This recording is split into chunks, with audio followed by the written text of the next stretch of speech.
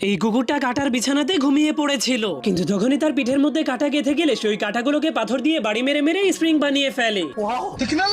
আর এই কুকুরটা আজব একটা গাড়ি বানিয়েছিল। সে তার গাড়ির ঘুমন্ত কুকুরের সামনে বিড়াল রেখে দিলে বিড়াল যখনই কুকুরটাকে ভেঙাতো তখনই গাড়িটা একা একাই চলতে শুরু করে দিত।